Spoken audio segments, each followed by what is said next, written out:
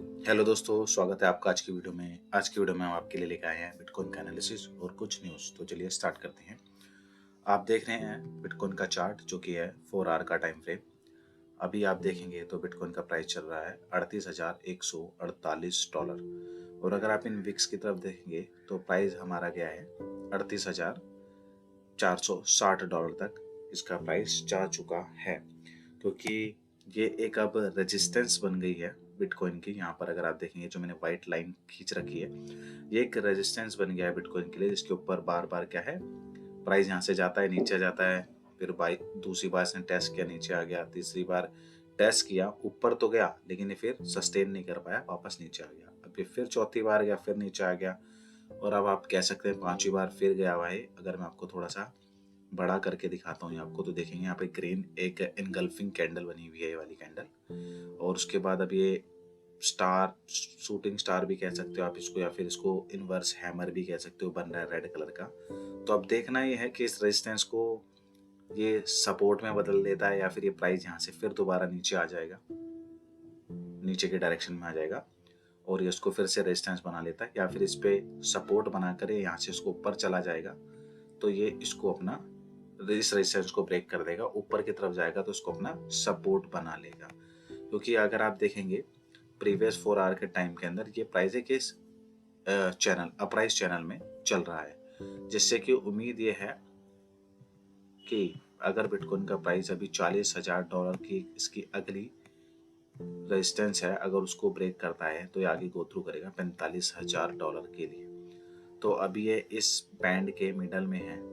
अगर ये 38 से ऊपर जाता है तो हम यहाँ से उम्मीद कर सकते हैं जो ये वाला पार्ट हमारा आएगा, या फिर ये, और वैसे प्राइस अगर आगे जाएगा तो ये बैंड भी हम इसको थोड़ा बड़ा कर देते हैं, तो यहाँ से जाएगा, एक बारी में तो जाएगा नहीं, आहिस्ता आहिस्ता यहाँ से जाएगा। तो उम्मीद है हमें यहाँ पर इसको जब ब्रेक करेगा, क्योंकि ऑब्वियस यहाँ पे 40,000 हमारा अमाउंट आ रहा है इस जगह पर, तो कहीं ना कहीं इस जगह पर इसको ब्रेक करेगा। देखते हैं कब तक ब्रेक करता है। दिसंबर में ब्रेक करता है, फर्स्ट वीक में या 10 डेज के अंदर। तो अभी तो ये इसका रेजिस्टेंस है, देखते हैं यहाँ से ऊपर जाता है तो गो थ्रू करेगा $2,000 40 के लिए, क्योंकि 40 भी एक बारी में तो तोड़ पाएगा नहीं, 40 से जाएगा तो वापस थोड़ा सा नीचे आएगा, $1,000-2,000 वापस, क्योंकि ये सपोर्ट बन जाएगा उसका। अभी 38,000 जो है वो 40 बन जाएगा नया रेजिस्टेंस इसके लिए, तो प्राइस फिर उस दोनों के बीच में चलेगा। तो चलिए चलते हैं, अपनी न्यूज़ स्टार्ट करते हैं जल्दी से। पहली न्यूज़ है स्टैंडर्ड चार्टर्ड की तरफ से। स्टैंडर्ड चार्टर्ड बैंक को कौन नहीं जानता, अमेरिका का बहुत बड़ा बैंक है स्टैंडर्ड चार्टर्ड बैंक, और इनका कहना है कि बिटकॉइन पहुंचेगा $1,00,000 बाय द एंड ऑफ 2024। तो स्टैंडर्ड चार्टर्ड बैंक है, इतना बड़ा बैंक है, इंटरनेशनल बैंक है, हर बहुत सी कंट्रीज में इनकी ब्रांचेज हैं। तो इनका ऐसा मानना है कि बिटकॉइन पहुंचेगा $1,00,000 2024 के एंड तक। देखिए वैसे ETF अगर अप्रूव हो जाता है तो बहुत बड़ी बात नहीं है, बहुत इजी इसको चेस करना होगा, बिटकॉइन का प्राइस इतना कोई बड़ी बात नहीं। चलते हैं अपनी सेकंड न्यूज़ की तरफ। सेकंड न्यूज़ हमारी है चार्ली मुंगीर पास अवे। आपको पता होगा यार, जो इन्वेस्टर है, ट्रेडिंग करते उन्हें पता होगा कि ये यूएसए के बहुत बड़े ट्रेडर थे, जो ये थे जो शख्सियत जहाँ मैं कर्सर घुमा रहा हूँ, ये थे चार्ली मुंगीर। ये पास अवे कर गए हैं और 99 इनकी एज थी, और बहुत ही बड़ी शख्सियत थी ये। उनकी बार्कशायर हाथवे की कंपनी थी, उसके CEO थे। और ये वॉरेन बफेट है, इनको भी मैंने ट्रेडिंग की शख्सियत, बादशाह कहा जाता है इनको, शख्सियत इनको तो जो ट्रेडिंग करते हैं वो अच्छे से जानते होंगे। तो एक बहुत अच्छे ट्रेडर जो ये थे चार्ली जी, ये इनका निधन हो गया है और ये दुनिया को छोड़ चले हैं। चलो, दुनिया में आना जाना तो लगा ही रहता है, भगवान इनकी आत्मा को शांति दे। कैलिफोर्निया के हॉस्पिटल में ये डाइड हुए हैं, ही वाज 99। चलते अपनी नेक्स्ट न्यूज़ की तरफ। नेक्स्ट न्यूज़ हमारी है बाइनेंस से रिलेटेड। डिपार्टमेंट ऑफ जस्टिस ने बाइनेंस के जो फाउंडर है चैंगपेंग झाओ, इनके ऊपर मतलब एक प्रिजन सेंटेंस आया है, जो ट्वीट में भी आया है। इनको डिपार्टमेंट में आपको दिखाता हूँ, ये इनका कहना है, ब्रेकिंग न्यूज़ है ये, कि यूएस का जो डिपार्टमेंट है वो कह रहा है इनको 10 साल की सजा होनी चाहिए। क्यों होनी चाहिए? क्योंकि इन्होंने जो अमेरिका का बैंक सीक्रेसी एक्ट है उसको तोड़ा था, ब्रेक किया था, तो उसके ऊपर इनको, और इन्होंने गिल्टी भी माना था अपने आप को। तभी इन्होंने, अगर आपने हमारी न्यूज़ पुरानी वीडियो देखी होगी तो उसमें देखा होगा आपने, 4.3 बिलियन के इन्होंने फाइन भी पे किया है। तो यही एक न्यूज़ निकल कर अभी आ रही है। अभी पता नहीं लगा है वैसे कितनी पॉजिटिविटी है अभी इस चीज़ में, नहीं है, क्योंकि इनका केस जो चलना है वो 23 फरवरी 2024 को होगा, जो इनको डेट मिली हुई है 23 फरवरी 2024। तो उस दिन इनका असली आना था, लेकिन कह रहे हैं कि ऑब्वियस को वहाँ पर ना रोक लिया गया है। अभी यूएसए से इन्हें बाहर निकलने नहीं दिया जा रहा है, इनका पासपोर्ट जब्त कर लिया गया है कि जब तक केस इनकी सुनवाई नहीं होगी और इन पे जो चार्जेस हैं वो पूरे वो नहीं हो जाते उनके खिलाफ, जिन्हें फाइन तो उन्होंने पे कर दिया है, मतलब सजा होगी या नहीं होगी, क्या है क्या नहीं है, क्योंकि ऑब्वियस है भैया, यूएसए है, इतनी आसानी से तो छोड़ने वाला ही नहीं किसी को। तो उसी केस में आ रहा है, breaking news US reveal that prosecutor में argue that CZ should be sentenced to 10 year prisons in prison. तो 10,000 की जेल की इनकी अभी बातचीत चल रही है, यानी प्रोसिक्यूटर जो है वो कह रहे हैं कि 10 साल की एटलीस्ट इनको सजा होनी चाहिए। पता नहीं क्या ही हो गया है, इतने बड़े बाइनेंस के ऊपर गाज सी गिर गई है। इसी के ऊपर, इसी से रिलेटेड ही ये दूसरी न्यूज है, क्योंकि अगर आप देखेंगे फिलीपीन का जो सेक है, उन्होंने भी इसको एक्सेस को ब्लॉक कर दिया गया है, इनका एक्सेस एक्सचेंज का, बाइनेंस का। Philippine set to block access to world largest crypto exchange Binance, यानी फिलीपींस में अब आप एक्सचेंज जो है बाइनेंस एक्सचेंज को यूज नहीं कर सकते हैं, क्योंकि इनका भी यही मानना है कि वही चीज़ है कि अनरजिस्टर्ड सिक्योरिटीज ये वहाँ पर ट्रेड करा रहे थे, और यूएस की तरह से ही मतलब मनी लॉन्ड्रिंग एक्ट वो या कॉपी पेस्ट चल रहा है, यानी देखा जाए तो टारगेट किया जा रहा है कहीं ना कहीं से बाइनेंस को। और इसी की गाज गिर गई है क्रिस्टिनो रोनाल्डो पे भी।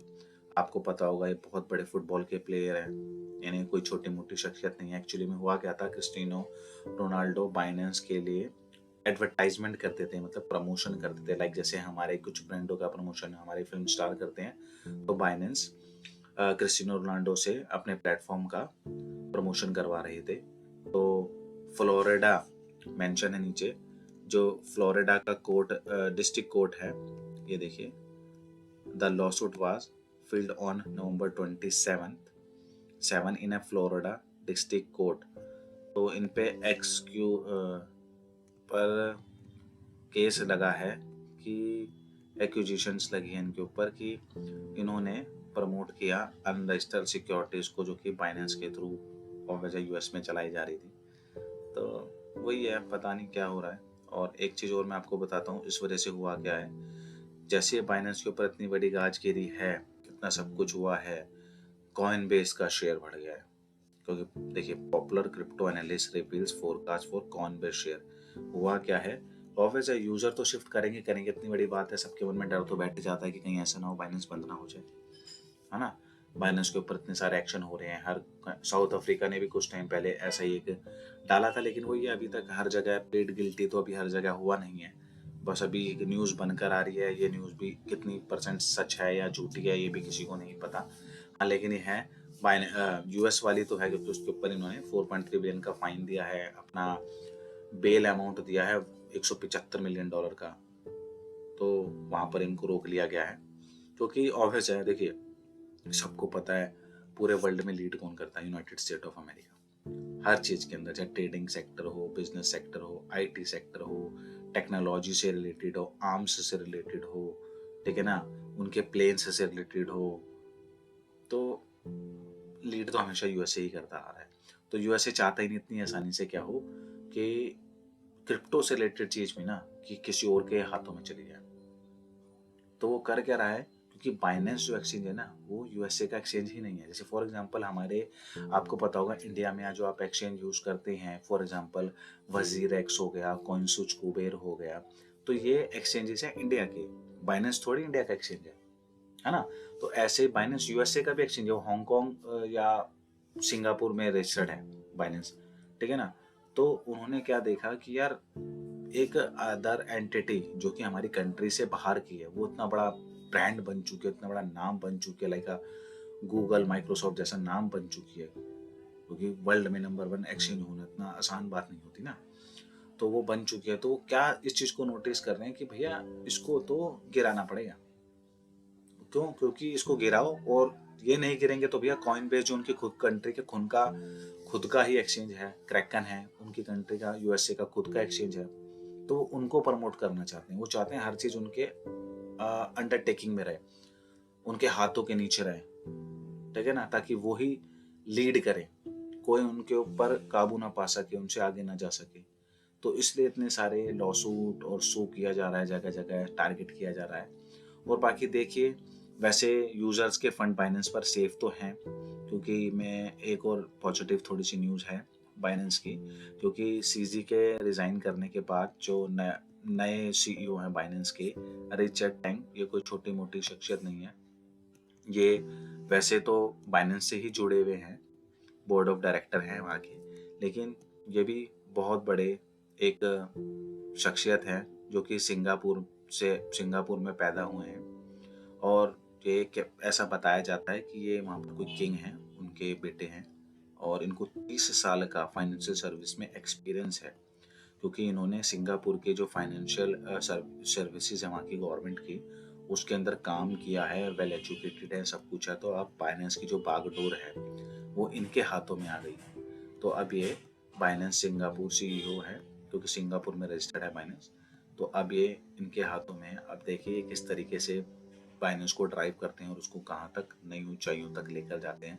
लेकिन अभी इतना पॉजिटिव न्यूज़ ये है कि फंड यूजर के इस पे सिक्योर हैं। लेकिन मैं अभी भी आपको ये कहूँगा कि अगर आपका पोर्टफोलियो ज़्यादा है, जैसे मैंने आपको पहले बताया था कि फॉर एग्जांपल आपके पास 3 से 4 क्रिप्टो है, तो आप क्या करिए, किसी एक ही एक्सचेंज पर अपना सारा का सारा क्रिप्टो मत रखिए। अगर एक ही है तो भैया आपके पास ऑप्शन नहीं है, अगर आप चाहें तो उसे ट्रांसफर भी कर सकते हैं। लेकिन अगर मल्टीपल हैं तो आप एक एक्सचेंज पर 30% रखिए, दूसरे पे 30% रखिए, तीसरे पे 30% रखिए। अगर आपके पास चौथा का भी ऑप्शन है, या वॉलेट यूज़ करते हैं आप, हार्डवेयर वॉलेट या सॉफ्टवेयर वॉलेट, तो आप उसके ऊपर अपना फंड रखिए। कभी भी एक ही जगह पे अपना सारा फंड मत रखिए जब तक कि आपके पास वो हार्डवेयर वॉलेट के रूप में ना हो तब तक। तो ये थी आज की न्यूज़। आशा करता हूँ आपको न्यूज़ पसंद आई होगी। अगर आपको हमारी वीडियो पसंद आती है तो प्लीज़ उसे ज़्यादा से ज़्यादा लाइक, सब्सक्राइब और शेयर कीजिए। और आपकी कोई भी क्वेरी होती है किसी चीज़ से भी रिलेटेड, कॉइन से रिलेटेड, या आपको किसी चार्ट का एनालिसिस चाहिए क्रिप्टो के बारे में कि इसका क्या फ्यूचर है क्या नहीं है, तो उसके लिए आप हमें कमेंट कर सकते हैं, ताकि हम आपके कमेंट को देख के उस पर एक आपको डेडिकेटेड वीडियो बना के देंगे।